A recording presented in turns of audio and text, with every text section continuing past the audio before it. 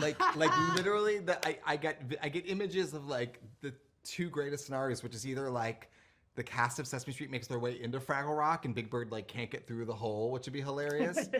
Or honestly, the Fraggles landing on Sesame Street, like they discover that there's a Fraggle hole like by like 1, 2, 3 Sesame, and like you know all of a sudden. I know where it is. Wait, where? Tell me where. I already know where the hole. I already know where the portal is. I'm worried Fraggle Rock has lost its way. I have no idea what to do. The winds are changing. Maybe we have to be flexible. What are these? The silly creatures call it a strawberry, but sweet radish is the scientific name. Whatever happens next, we're ready to face it together. Who wants to harmonize with me? Pooper! Huh? No. No.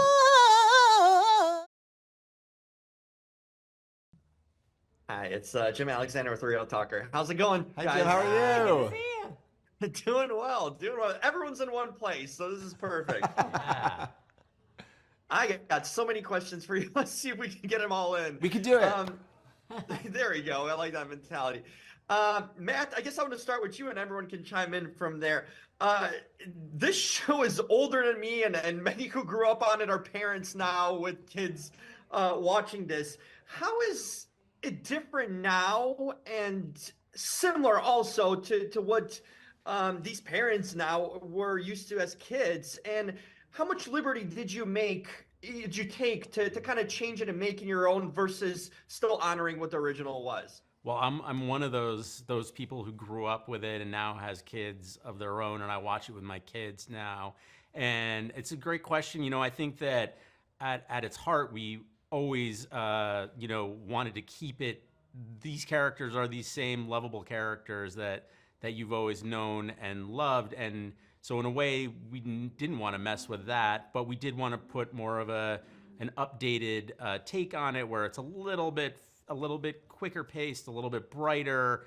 Some of the stories are specific to issues that we deal with now, but and I think that also there's just built into the Jim Henson ethos is this idea of constantly playing and evolving and new ideas and best idea kind of winning. So it's a little bit of a give and take. We know though that at its heart though that the show is about these 5 characters that we know and love.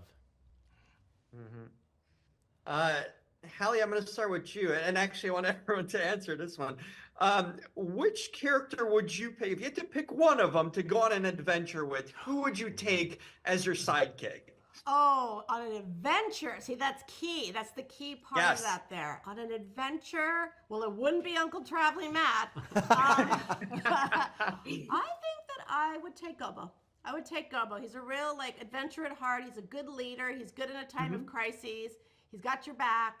I would take him with me on an adventure. I like that. Yeah. Who would you take? Oh, me? Yeah. Oh, gosh.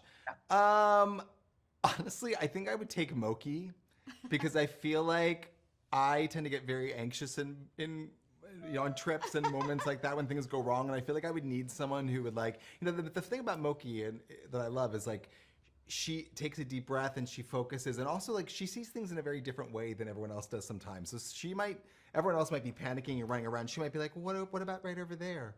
And she has the answers. So I don't know. I feel like she could be very useful in a crazy moment like that. Well said. Matt, how about you? Oh, Gobo, definitely. Gobo's the guy you want leading, just positive.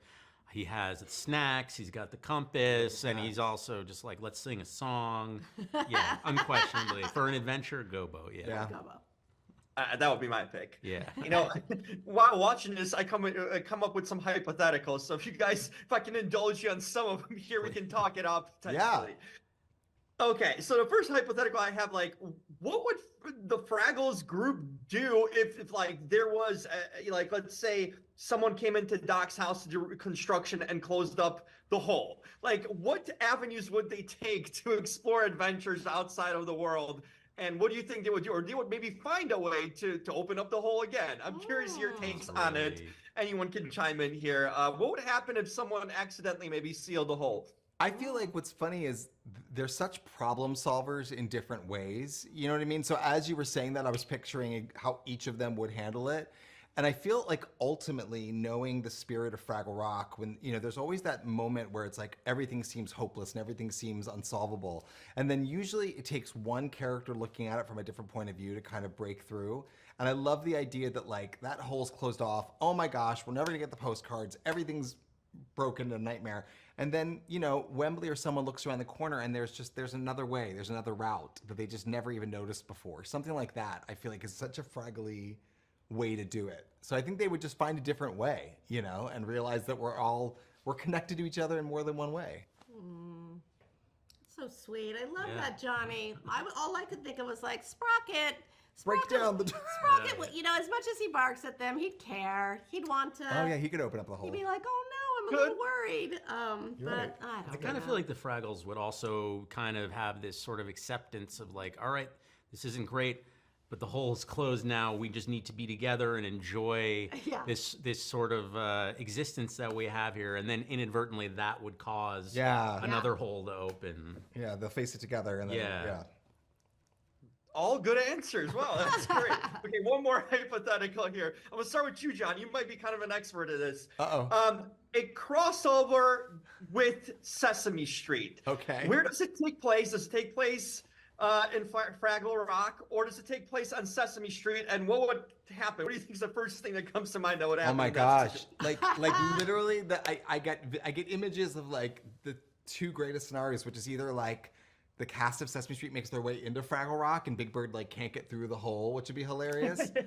Or honestly, the Fraggles landing on Sesame Street, like they discover that there's a Fraggle hole like by like 1, 2, 3 Sesame, and like all of a sudden. I know where it is. Wait, where? Tell me. I already know where the hole. I already know where the portal is. Where? Philo told me. It's in the trash heap. Yeah. You go through and you're down in the ground shell, Oscar's trash and then you can. go up Oscar's trash can. Yeah. All right, there you go. Great idea. I love it. Coming 2027. These are great theories. Do you have anything to jump in with here? That gets me very excited, honestly. I mean, I feel like Sesame Street's such a warm place too. They'd all really welcome them in. You think about like Gobo interacting with Big Bird, Boober with Snuffleupagus, and like, I mean, it's endless. Yeah, this is Wembley for sure. Yeah. Oh my God. Yeah. Well, hey, we're in the age of multiverses, Yeah. like superheroes and all that. Let's do a multiverse. 2028. Yeah. Who knows? Keep pushing the date back. Well, I mean, we need time to like work on it. Yeah. And another thing here, once again, going to go around with this one. What did you guys learn? What's the biggest takeaway you have from the show? A life lesson maybe that you took away individually from working on the show, whether, with the great team that you have, or from the characters, maybe even, or from the stories. I'm going to start with you, Halle. Halle, what did you take away and kind of learn from this experience? What I love about every production I've worked on is that I have learned something different. So it's always a growing process as a producer. But on this particular show, when you asked that question, what came to mind was like this deep gratitude that everyone on the cast and crew had for one another, and the giving that we gave each other. And that really, I learned a lot of that from these two. And from Alex Cuthbertson, the EPs on the show, just like all the give back, not just, with food trucks and all kinds of like, we would make like, I made like Doozer hockey jerseys for our crew, cast and crew team, but like just the giving of each other and our talents and our hearts. It was a very vulnerable show in such a beautiful way. So just that spirit of giving to one another on the show really it made it a better production. It's fantastic. John, Matt, what about you guys? I mean, you go for it. You go. You had something. I saw it in your eyes. I didn't. I mean, there's so much. It's that just came to mind. Like the Jim Henson Company and Apple. They anytime we want to do something like a story like this year about like renewable energy, wind power.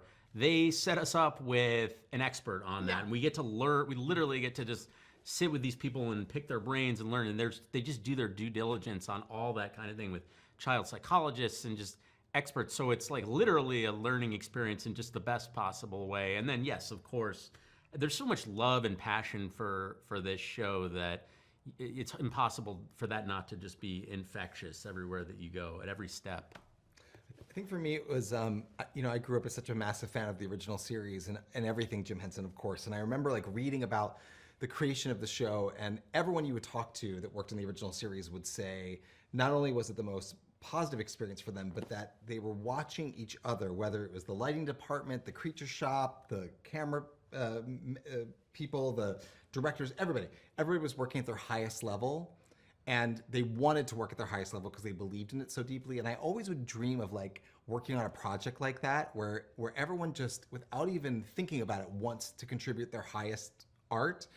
And that happens on this production, and it happens because I think everyone's contributions are valued and everyone's opinion is heard, and there's no there's no place that an idea isn't wanted to come from. Everyone's heard and listened to, and watching people just work at the highest vibration and then seeing it come through the screen, I feel like that's the most joyful thing. And I think it's when you let people do what they do best and you step out of the way and let them soar.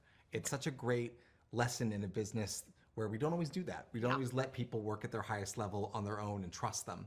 I think trust, that's the word. Just trusting people to do the best work they could do. Perfectly said. That is a perfect way to end this great discussion with you guys. I feel the love between you guys and from the show too. So, 2 next season right there. Yeah. Yes.